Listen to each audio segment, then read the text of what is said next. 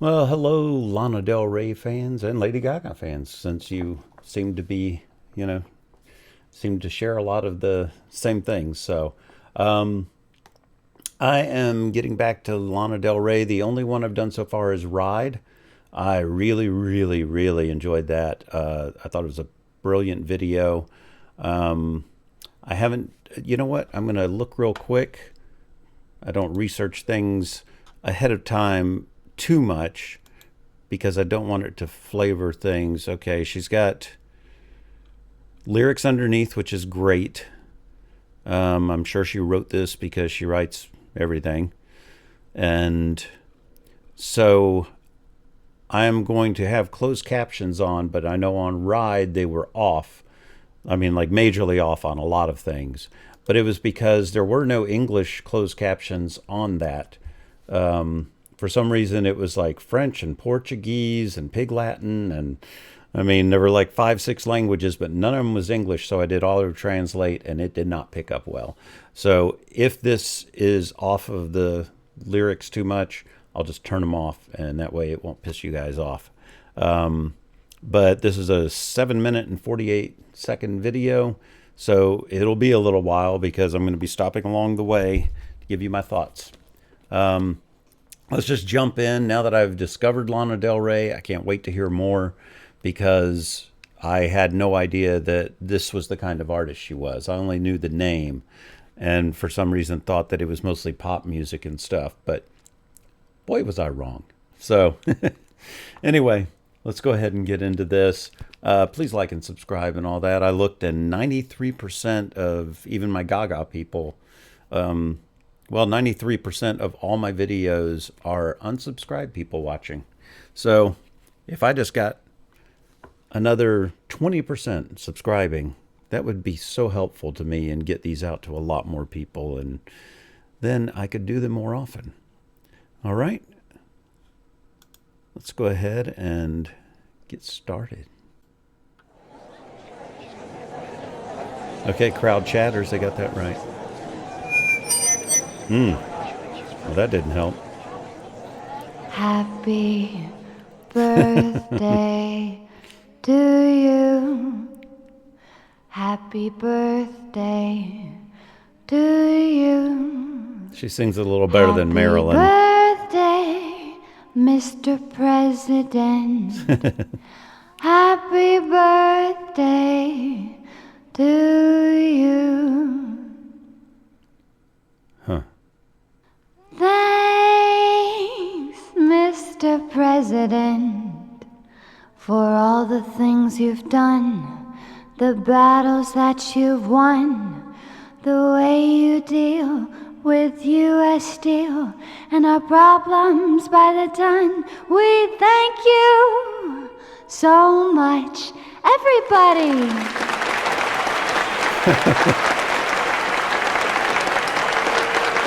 I'll have to see. I've never heard that part of the song if Marilyn did it, but I'm going to check that out.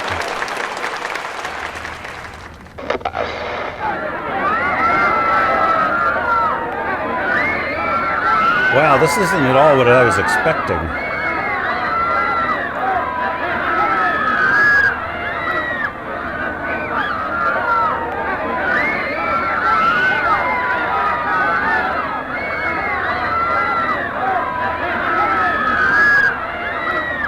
Is that supposed to look a little like the Sabruder film? Sabruder?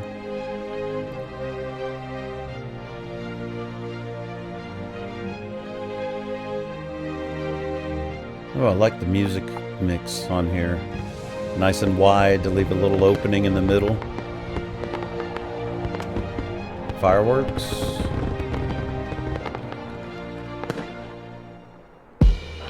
Such a Jackie O, Priscilla Presley look to her here. Money is the anthem of success. So before we go out, what's your address? I'm your national anthem. God, you're so handsome. Take me to the Hamptons, Bugatti, Veyron. He loves to romance them, reckless abandon, holding me for ransom, upper echelon. He says to be cool, but I don't know how yet. Wind in my hair, hand on the back of my neck. I said, can we party later on? He said yes, yes, yes. Tell me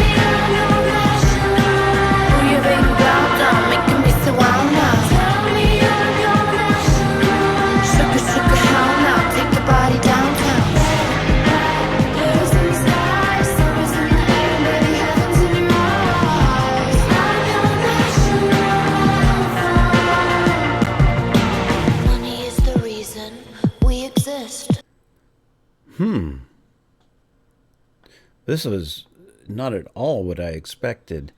For one thing, almost rapping through that, I never saw that coming. But she did it really well. Of course, she has great rhythm and timing, so of course she was going to do it well. I want to check something out real quick. Okay, so far, what I'm feeling like is that this is a bit of a commentary on how capitalism drives America, and that even romance and all that, when it gets tied in with money, it ends up affecting the way you feel, like it or not, because success is measured in monetary gain and what you have and all these things. Because she's talking about a Bugatti and going to the Hamptons and all this, and it seems that she's looking at herself as something to be attained in a way, and that as she's something to be attained, the person that she's with is just attaining her. I could be totally wrong, but I think she's just trying to get across that everything's just transactional, and so it's not just love, that all the other things around it also affect it as well. I mean, like right here, it says, so before we go out, what's your address? Basically saying, if you live in the wrong part of town, we're not even going to bother going out. That would be my guess. The one thing that throws me is, tell me I'm your national anthem. I don't follow that as well as I wish I did. Unless she's saying she wants to be everything to him. That if he's wanting fame and capitalism and all these things, that she wants to be as important to him as all those things, as attaining all those things. I could be way, way off, but I'm not sure. So I'm gonna go ahead and go back in here. The feel of the song is really, really cool. It was not at all what I was expecting, but that doesn't mean I don't like it. I do like it. And she's so good in her videos. Take your body downtown. Blues in the sky, stars in the air, baby, heaven's in your eyes. I like to wear. Money is the reason we exist. Everybody knows it, it's a fact. Kiss, kiss. I sing the national anthem while I'm standing over your body, hold you like a python, and you can't keep your hands off me or your pants on. See what you done to me, King of Chevron. You said to be cool, but I'm already coolest. I said to get real. Don't you know who you're dealing with? Do you think you'll buy me lots of diamonds?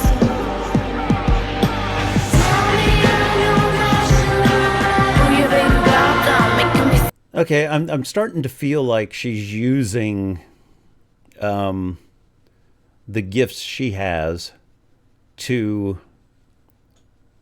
get all the things she wants, and the way she does that is by being the things that he's looking for. And if she is those things, then he will, shower her with money and diamonds and things like that.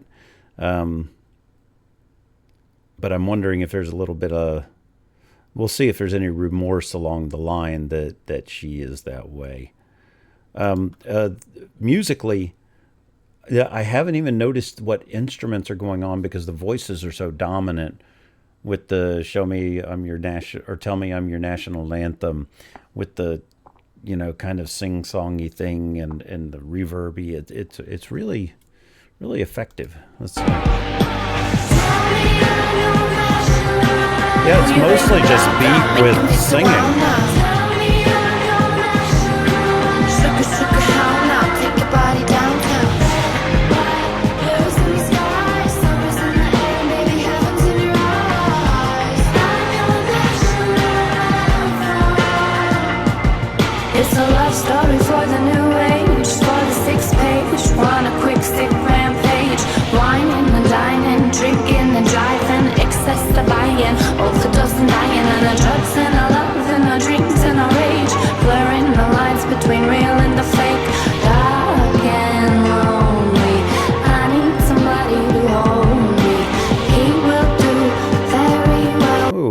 that moment right there, when she sang the line looking into the camera, that looked like that moment of remorse. Because this whole section is singing about, it feels like basically rich people getting away with anything they want to do, and that none of it's real. It's just all, it's all about the being able to do it. Learn the lines between real and the fake. That's... The fake, dark and lonely. I need somebody to hold. Yeah, that right there. Just dark and lonely. I need somebody to hold me. Feels like that everything she's doing to get love is just out of loneliness. So let's go back. Blurring the lines between real and the fake, dark and lonely. I need somebody to hold me. He will do very well. I can tell. Keep me safe in his bell tower hotel. Money is the anthem of success, so put on mascara and your party dress. I'm your national anthem, boy, put your hands up. Give me a standing ovation. Boy, you have landed, babe, in the land of sweetness and danger, queen of Saigon. Tell me I'm your national. Who you think about, I'm making me so wild now. Tell me I'm your national.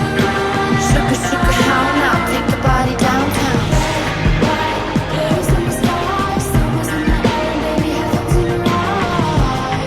I'm your national. Wow, the mix on this is really, really good. There's not much to it other than the beat and the voices. Anything that else that's in there, there's nothing with real clarity. It's and when she was singing that last part, there was like doubled voices off to the sides and all that worked really well with that part. Yeah, this is a brilliant mix.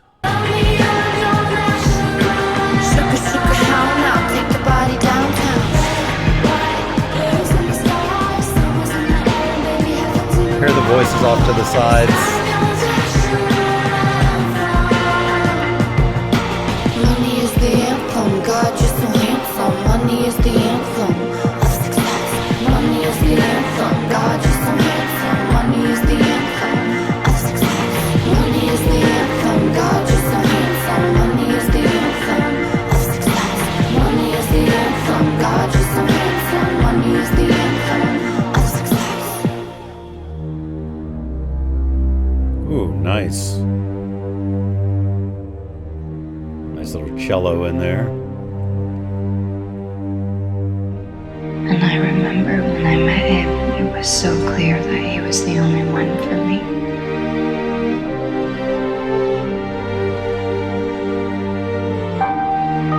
We both knew it right away.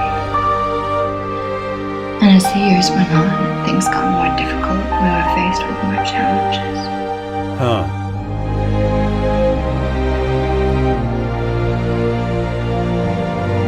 And begged him to stay. Try to remember what we had at the beginning. He was charismatic, magnetic, electric, and everybody knew it. When he walked in, everyone's head turned. Everyone stood up to talk to him. He was like this hybrid, this mix of a man who couldn't contain himself. I always got the sense that he became torn between being a good person and missing out on all of the opportunities that life could offer a man as magnificent as him. And in that way, I understood him. And I loved him. I loved him. I loved him. I loved him. Oh, I like that. Just saying that in free form.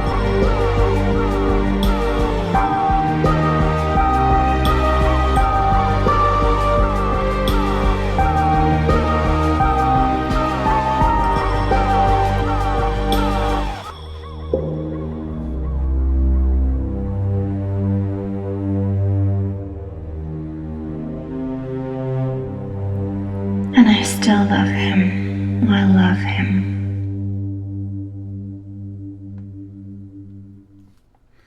Wow. This one, this one could mean so many things. Okay, so I have lots of thoughts on this one. The stuff towards the end, and I don't know how I didn't catch it early on, and I may be totally off. But it feels a little bit. I mean, she started off with the Marilyn Monroe thing, which Marilyn Monroe was some, farm girl who basically changed her entire self to fit into an upper class society and all of that, and get fame and everything by becoming someone that she wasn't. And then it became who she was. But inside, she still was not that person, but outwardly to everybody else, that's who she was. And when it got towards the end, and of course, all the visuals alluding towards JFK, and that you could almost feel this as, from the point of view of Marilyn Monroe, of somewhat being corrupted by the in order to get that kind of love, she ended up becoming something very America, very USA vision of what she should be. And I don't think it's just saying that of women or her in particular. I think it's just in general saying that American dream kind of thing transforms people into sometimes what they expect that they need to be to function in this society and in this capitalistic kind of approach. Towards the end, when it was showing her more as Jackie O, then you also got that whole thing. You could almost see it from both sides, from Jackie O's perspective and from Marilyn Monroe's perspective. Now, I'm not saying she wrote this about them and that, but it still correlates in a lot of ways. Jackie O already had money. She was already a part of that culture. And even though I'm sure she loved JFK and all that, she also knew what kind of man he was. So it's always making compromises to keep up appearance and to try and conform to what society was expecting of them, whether it was Marilyn Monroe and even JFK was playing his role because, he came from wealth and, living in the Hamptons and that kind of whole thing. So really, it started off me being a lot more confused than where I ended up. And even if I'm off with what she actually meant with the whole song, it's what it feels like to me and makes sense to me. You all let me know if you agree with any of that, because that's kind of where I feel that the video was, trying to get that correlation across. And I love the look of the video and the look on her face in different parts of it, her usual great acting. And her singing was, there weren't standout moments of singing other than, that she had more of a rapish tone or timing. But there were no standout vocal moments where I just went, wow, she just did that. This was more of a flowing feel song. And then the widened out, I'm your national anthem, all that part. So anyway, I've rambled on enough. So I will get back to you all next time. Please like and subscribe. Only 93% of you are subscribed. I mean, not 93%. 7% are subscribed. 93% are not. So if I could just get another 10, 15%, that would be huge for me. Anyway, I'll see you next time. Please have a great day, great night, great life. Bye.